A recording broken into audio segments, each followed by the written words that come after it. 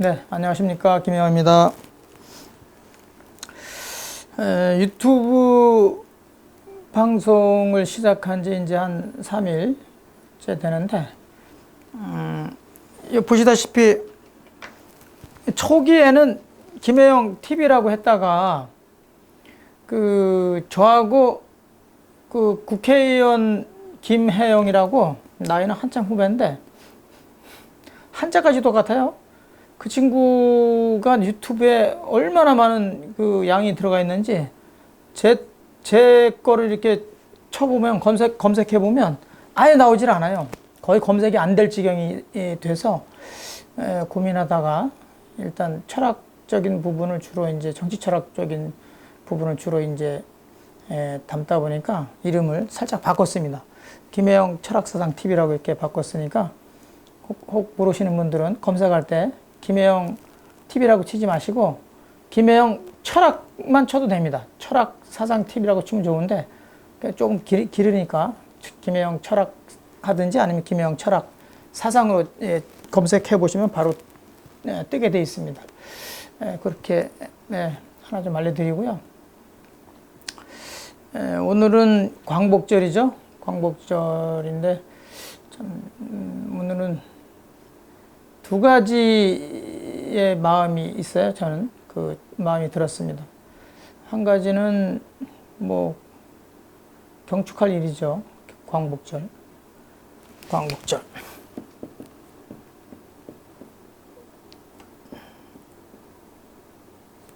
광복절. 또 한 가지는 한 수년 전에 그 세자녀 송파에서 세자녀 자살 사건이 있었죠. 굉장히 생활고를 이제 생활고에 버티지 못해 가지고 결국 이제 아주 비참한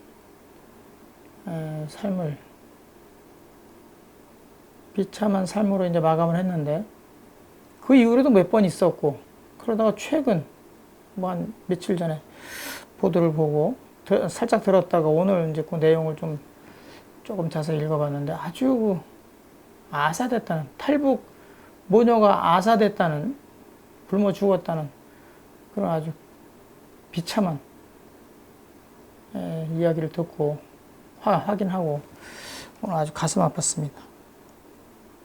정치는 도대체 무엇을 하는 것인지, 누굴 위해서 하는 것인지 다시 한번 성찰하는 그런 계기가 됐습니다. 요즘처럼 요즘 뭐 다 아시다시피 뭐 좌파 정부가 들어서 있고 좌파 정부가 최고의 가치로 삼는 평등을 위해서 얼마나 지금 많은 갈등을 하고 있습니까? 그럼에도 불구하고 그런 극단적인 일까지 이렇게 듣게 되다 보니까 가슴이 아주 무척 아픕니다. 일단 광복절에 대해서 한번 얘기를 한번 해볼까요? 광복절은 뭐 얘기해 본다기보다는 광복에 대해서 이렇게 한번 얘기를 해볼까요? 우리 시청자분들은 광복의 광자가 뭐 일각에서는 뭐 페이스북이나 이런 데서 떠돌아다니는 거 보니까 빛광이다, 되찾다, 회복할 복자가 이제 되찾다 이렇게 해석을 해서 빛을 되찾다 그렇게 뭐 이렇게 해석을 하는 걸 봤는데 무슨 빛을 뭐 한국 빛을 뭐 되찾았다는 얘기인가요? 일본 빛에서 한국 빛으로 되찾았다는 것인가요? 도대체 뭘까요? 이상하지 않나요? 사전적 의미는 뭐 땅을 포함한 주권을 회복하다 뭐 이런 뜻으로 되어 있는데 그런데 왜 광으로 썼을까요? 왜 광? 주복절도 아니고 주복절도 아니고 주권을 회복했으면 주복 이렇게 했으면 좋은데 왜 주복이라고 안 하고 광복이라고 했을까요? 그 빛이라는 게 도대체 뭘까요? 이 광화문에 이 경복궁 문을 보면 그 앞에 광화문이라고 되어 있죠. 광이 뭘까요 도대체? 이 광복의 광. 이게 광이라는 게 오리지널 빛을 말하는 거예요. 오리지널 빛. 우리가 빛이 이렇게 있으면 빛이 오리지널 빛만 있어가지고 아무 효용이 없다는 거예요. 빛이 여기 와 줘야 된다는 거거든요. 이걸 이제 보통 이제 쉬라는 건데 빛이 난다. 빛이 와야 줘야 된다. 태양도 떠 있으면 뭐 하냐는 거죠. 이렇게 다 차폐시키거나 그러면 뭐 아무 의미 없는 거죠. 빛이 뭐 아무리 바깥에 떠 있어도 빛이 우리한테 와 주기까지 얘가 없으면 다 중간에 폐쇄돼 버리면 아무 의미 없는 거죠. 뭐 태양이 아무리 존재한다 하더라도 빛이 와 줘야 되는데 그걸 휘라고 하죠. 이걸 임금으로 봤어요. 임금. 이 광이라는 게 임금이에요. 임금. 말하자면 조선 후기에 고종이 정치를 제대로 못해가지고 국권이 이제 완전히 침탈이 됐죠.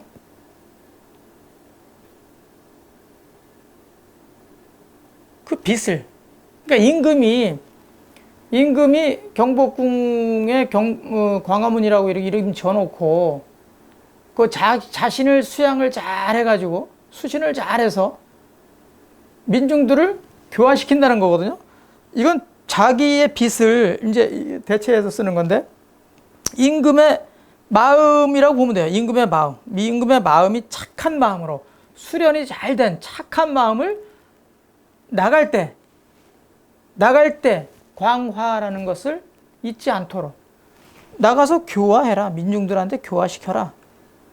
자신의 착한 수련이 잘 된 수양이 잘 된 그런 착한 마음을 민중들에게도 그대로 전해서 교화시켜라. 그런 뜻을 담고 있죠. 들어올 때는 내가 민중들을 얼마나 많이 교화시켰는지 다시 한번 또 살필 수 있는 계기가 될 수 있도록 끊임없이 말하자면 좌우명과 같은 그런 뜻이라고도 할 수 있죠. 낮이나 밤이나 늘 민중들의 삶, 백성들의 삶이 고단하지 않은지 정말 편안하게 살고 있는지 그런 마음을 끊임없이 가지라고 해서 그 대문에다가 이렇게 해놓은 거죠. 그것을 잃었다가 다시 회복한 거죠. 그 마음을 지금 이제 공화정이 됐으니까 1919년 임시정부를 만들면서 임시의정회죠. 의정원에서 이제 이제 안을 만들어서 지금 말하는 헌법의 기초적인 안을 이제 그때 만들어낸 것으로 알고 있는데 그때는 이제 사실상 공화정의 기초가 이제 만들어지고 사실상 이제 광복을 통해서 좌우 합작이 되고 나중에 이제 사실상 헌법이 이제 시작되는 거죠. 그러면서 사실 이제 그때 당시만 해도 뭐 그런 관성 때문에 임금이 통치하던 그런 것들의 그 권한, 주권 그것을 이제 다시 회복을 했다.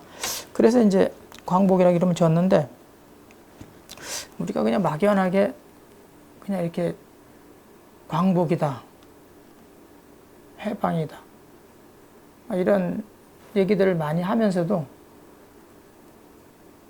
정작 그 속에 어떤 뜻이 담겨 있고 어떻게 그 말이 생겨났는지 어떤 뜻을 함의하고 있는지 함의하고 있는지 그걸 잘 몰라요. 우리나라 사람들이 자세하게 살피질 않아요. 이런 것들이 굉장히 학문하는 사람들이라든가 일반 민중들로 하여금 식견이 짧게 하게 되고 그런 원인이 되기도 하죠. 요즘에 일본하고 아주 그냥 각을 세워가지고 나라 온통 그냥 갈등이 그냥 아주 고조되고 있고 그리고 좌파 우파들이 그냥 서로 아주 논쟁을 아주 극하게 하는 지금 형국인데 이런 것도 어떻게 보면 그 서로 간에 그 학문적 그러니까 지적 수준의 결여가 이런 것을 불러오지 않나 이런 갈등을 불러오지 않나 이런 생각도 해봅니다. 일단 광복절에 대한 광복에 대한 얘기는 뭐 이 정도로 마치고요. 가슴 아픈 이야기를 조금 더 한번 해보겠습니다. 그 좌파 정부의 핵심 가치가 뭐라고 했죠? 핵심 가치가 우파 정부의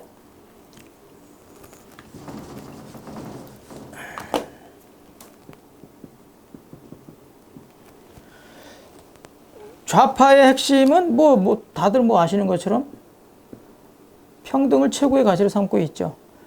평등은 어떻게 나눠지냐? 역시 분배를 잘 해야 되겠죠. 요즘에 공동체라는 게 이렇게 거의 중간쯤에 와 있는데, 요즘에는 우파에도 공동체를 굉장히 강조해요. 그래서 복지도. 요즘에 우파도 복지를 강조해요. 이제 여기 복지를 강화하고 공동체를 중시하고 분배를 많이 하려면 당연히 정부가 커야 되겠죠. 공무원들이 많아야 되니까. 큰 정부를 운영하려면 당연히 세금도 많이 걷어야 되겠고요. 환경이라든가 이런 것들이 주로 이제 좌파의 가치라고 할 수 있죠. 우파의 가치는 최고의 가치를 볼 것도 없죠. 자유죠, 자유. 자유를 기치로 한 성장하려면 어떻게 해야 됩니까? 자율적이어야 돼, 자율적. 그 다음에 경쟁을 좋아하죠. 경쟁을 무척 좋아합니다. 경쟁과 자율성을 강조하려면 당연히 정부는 간섭을 적게 하는 것을 좋아하기 때문에 작은 정부를 지향하죠. 마찬가지로 세금도 작은 세금을 중시하게 되죠.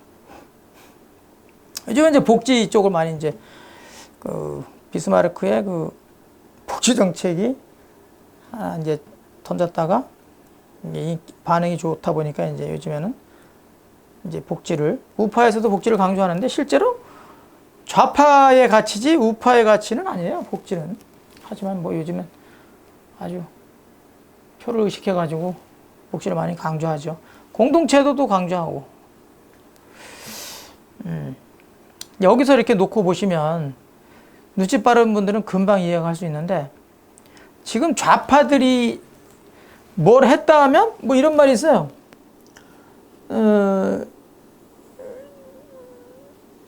우파들은 선택적 복지를 하자. 쓰기를 잘못 썼네.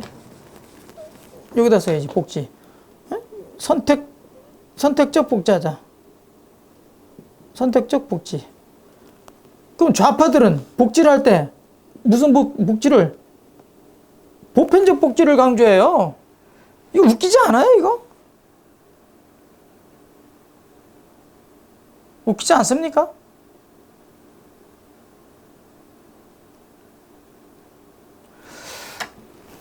이게 이 철학적인 해석으로 하면 이거 완전히 뒤바뀌어졌어요. 우파들은 선택적 복지에서 웬만한 것들을 받지 않겠다는 거예요. 우린 먹고 살만하니까 어려운 사람들만 줘라, 이렇게 주장을 해요. 근데 사실 그렇지 않죠.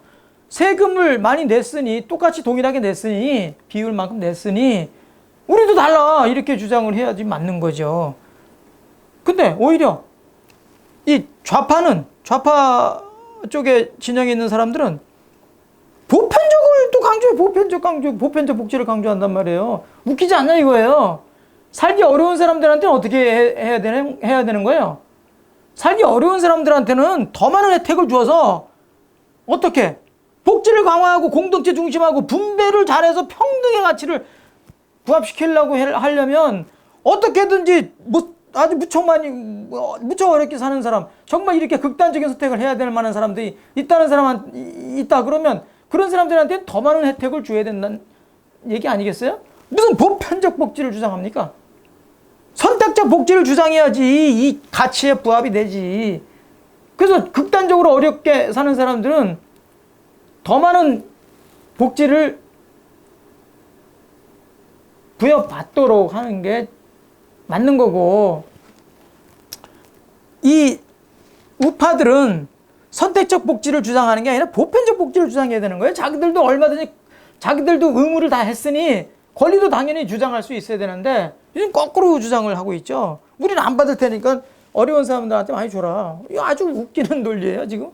자기들이 어떻게 지금 이념을 가지고 깃발을 들고 가는지를 모르고 있다 보니까 아주 뭐 이게 혼란하기 이를 데 없는데, 이 중용이라는 이런 이 중용 정치라는 게 있어요. 이게 중용이라는 게 우리 사서의 하나가 중용인데, 사람들이 가령 중용적인 입장이다 이렇게 얘기를 하면 중용이 뭐냐 이렇게 보면 뭐 1, 2, 3, 4, 5 그럼 한 중간쯤 쓰면 뭐 중용인 줄 알아요?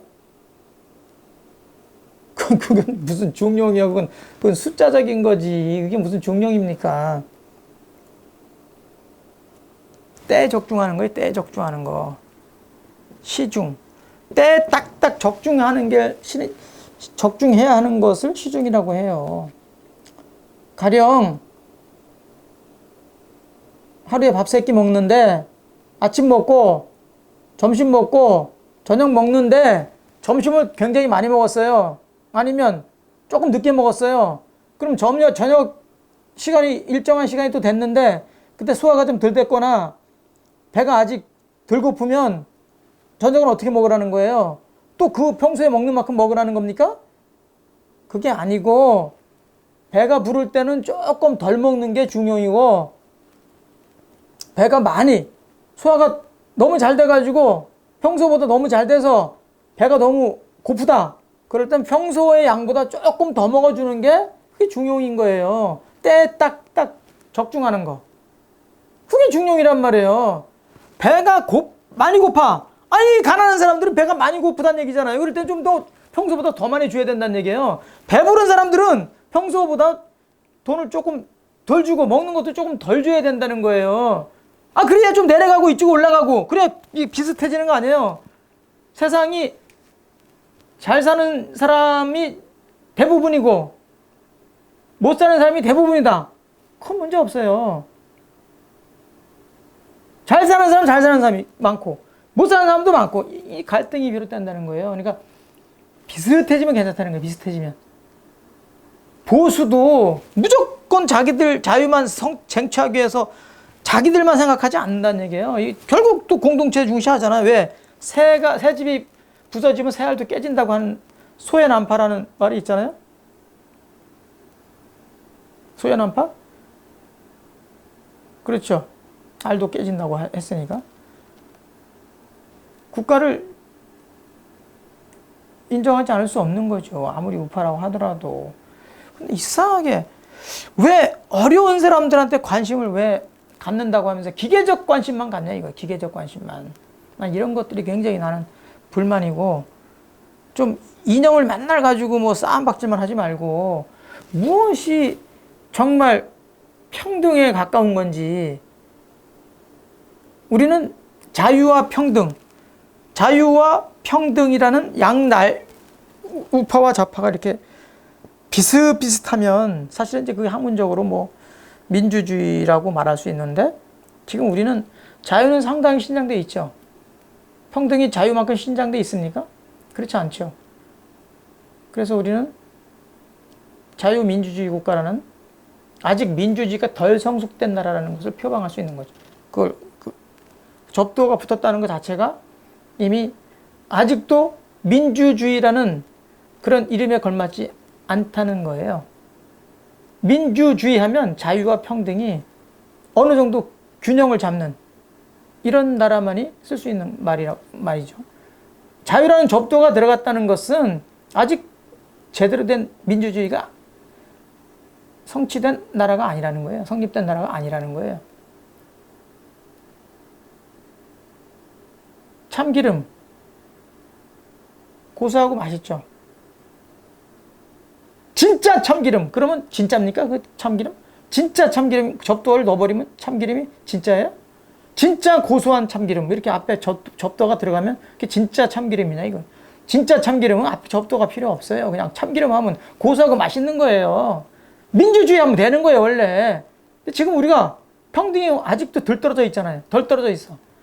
교통 위반하면 누구나 1,000억 가진 사람이나 100억 가진 사람이나 1억 가진 사람이나 1,000만 원밖에 없는 사람이나 100만 원밖에 없는 사람이나 똑같이 5만 원. 그렇게 되잖아요. 그게 공정한 겁니까? 저같이 가난하게 사는 사람이 소주 한 잔 마실 때, 소주 한 병 사 먹을 때 세금과 1,000억 단위, 조 단위의 재산가들이 먹을 때 소주 한 병 마실 때 세금은 어떻게 됩니까? 좀 똑같이 내지 않자. 똑같이 내잖아요, 지금. 그게 공평한 겁니까? 불공평하죠. 그러나 사회적 합의를 통해서 그냥 아직 그 정도까지는 우리가 맞춰가기 쉽지 않으니 인정하자. 그래서 지금 인정하고 있는 거예요. 아직 훨씬 평등이 덜 됐죠. 자유만큼 신장이 덜 됐죠.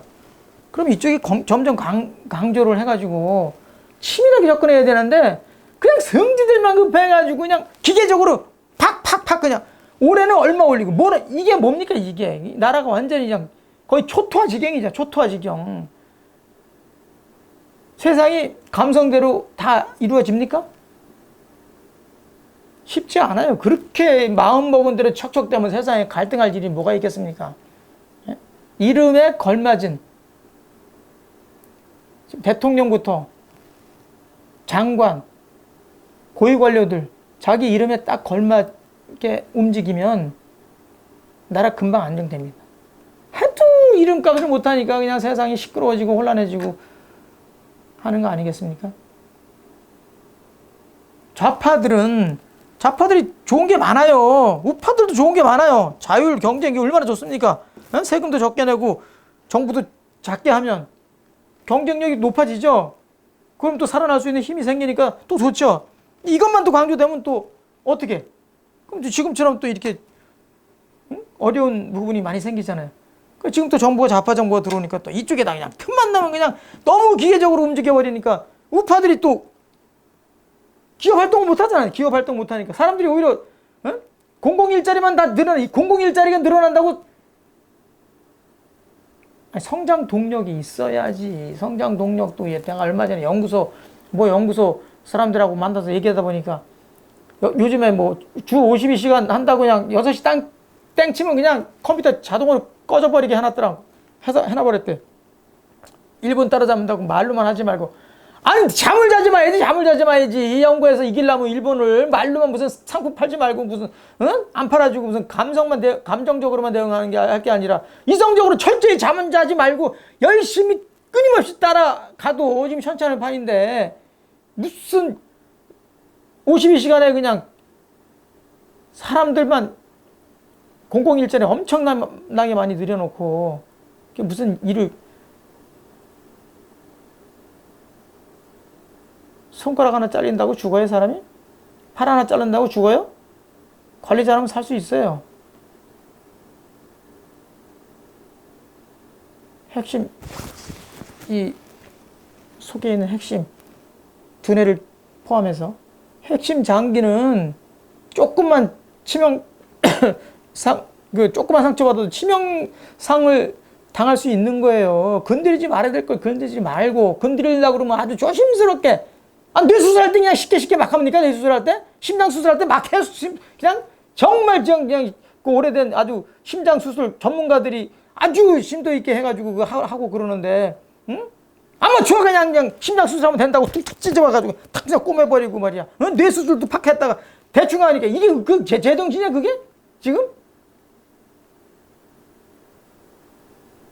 장사도 안 해본 사람들이 말이야, 응?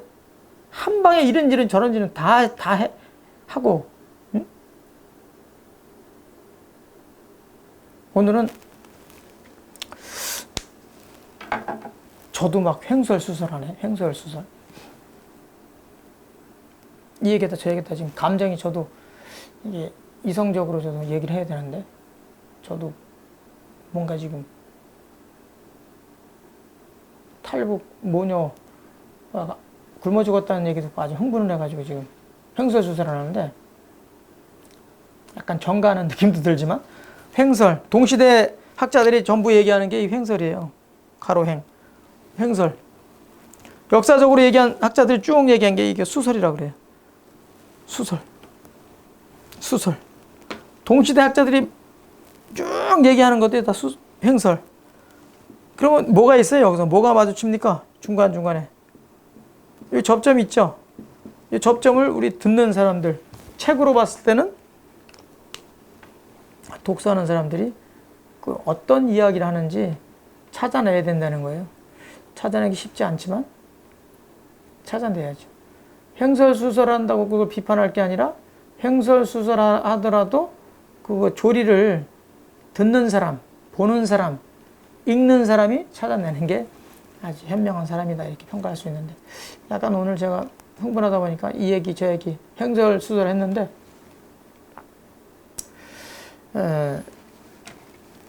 우리가 일본을 말로만 이긴다 하지 말고, 이긴다 해서는 안 되고요. 정말 이기려면 정말 정신 바짝 차리고 무장을 하고, 실제로 그렇게 무장만 해서 될 게 아니라 실제 구현을 해야 돼요. 진짜 구현을 하지 않으면 이길 수 없습니다. 제가 1월 달에 일본을 갔다 왔는데, 일본이 인구도 우리보다 배 이상 많고 경제력도 우리보다 3배 이상 많다고 내가 알고 있는데, 3배가 넘죠. 1년에 한 7천조 가까이 되니까 우리는 뭐 지금 한 1800조. 그러니까 3배 이상 되는 경제력에도 불구하고 우리보다 훨씬 더 열심히 일을 많이 하는 걸로 제가 알고 있어요. 이길 수 있어요? 제가 어제 글 하나 올린 게 있는데, 200명이 있다. 200명에서 200등 한다. 꼴등이죠. 꼴등하던 친구가 죽기 살기로 공부하면 100등도 할 수 있다고 했어요. 50등도 할 수 있다고 했어요. 30등도 할 수 있다고 그랬어요. 10등도 할 수 있다고 그랬어요.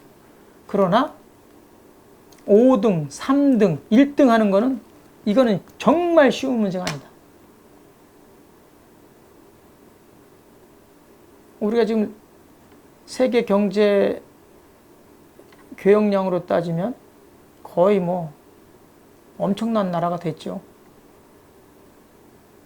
부가가치도 많이 올랐고, 세계 한 12위 대국이 됐는데 10위권까지는 잘하면 갈 수 있을 거예요. 더 내려갈 수도 있죠. 그러나 5등, 3등, 1등이 되려면 이런 마음 가지고 안 돼요.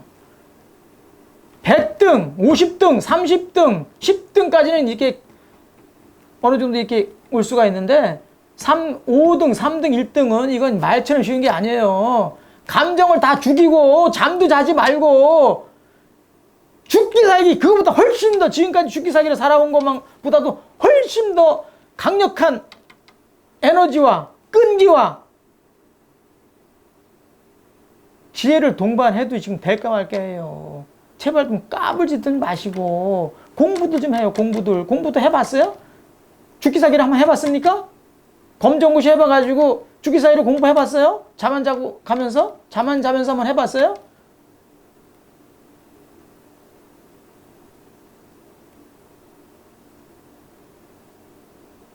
그 말로만 그냥 어떠고 뭐 우파니 좌파니, 우파고 좌파든 민중들 못 챙기면 다 꽝이요, 꽝.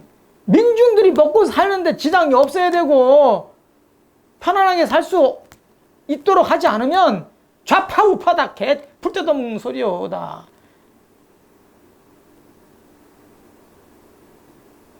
아이스크림 장사가 있죠? 여기 중도에 중도. 여기 아이스크림 장사가 있어요. 여기 아이스크림 장사가 있어. 우파 장사. 자, 처음에는 우파는 여기 중도니까, 이쪽에 아이스크림 자기 고객이 이쪽에 이게 해변으로 보면 이게 해수욕장으로 본다면 이게 뭐야 이게 모래밭, 이게 뭐지? 빛이라? 뭐라고 그래? 여기서 우파인데 여기서 아이스크림 장사하면 여기 있는 고객들이 다 일려온단 말이에요. 이쪽으로. 여기 있는 사람들은 다 여기 아이스크림 가지고 가지 다. 이렇게 먹었어요. 큰 문제 없이 좌파 우파가 따로따로 나눠져 있어서 어느 순간에 이 좌파들은 어떻게 해요? 우파들 그 고객을 생각 안 하겠어요? 우파 고객 생각하다면 이쪽으로 좀 와야 되잖아. 그러면 이게 이렇게 오면은 이만큼 될 수 있잖아. 여기 고객들이 이렇게 갈 수가 있지. 그 우파는 가만히 있어요? 좌파들 고객을 이렇게 받을 수 있잖아. 이렇게 이쪽으로 가면. 그 우파가 이게 좌파 쪽으로 중도로 가고 좌파는 또 우파 진영으로 오다 보면 그래서 중도가 되는 거예요. 중도가 되면 고객이 이만큼 확보될 수 있는 거 아니야. 이렇게. 그래서 지금은 중도 우파, 중도 좌파. 민주당이나 한국당이나 별 차이 없어. 지금 여기서 왔다 갔다 하는 거야. 여기서 왔다 갔다. 에? 뭐가 이렇게 이념이 대단하다고 이렇게 해. 그럼에도 불구하고 자기가 표방하는 이념이 있다면 거기에 부합되는 행동을 해야지. 그리고 좌파들이 우파들 진영에 있는 사람들 자기 진영으로 끌어들이려면 우파적인 마인드도 가져가야 되고, 당연히 우파들은 또 좌파적인 사람들 끌어가려면 당연히 좌파적인, 그래서 복지를 강화하고 공동체 강조하는 거죠. 지금 우파들도 이 좌파의 사람들을 자기 진영에 끌어들이기 위해서 지금 중도로 온 거죠. 이것 때문에 이제 안철수가 이제 제3의 정당을 만들어서 이제 아예 그 시각으로 갔는데, 우리나라 사람들이 그게 딸려가지 않았죠. 물론 지도자 리더십에 이제 큰 결함이 있어가지고 이렇게 그런 부분이 있었지만, 실제로는 그 시도한 것은 아주 높이 평가를 할 만하죠. 제가 지금도 계속 행설수설 하는데 이걸 따로 얘기해야 되는데, 오늘 하다 보니까 그냥 어찌되었든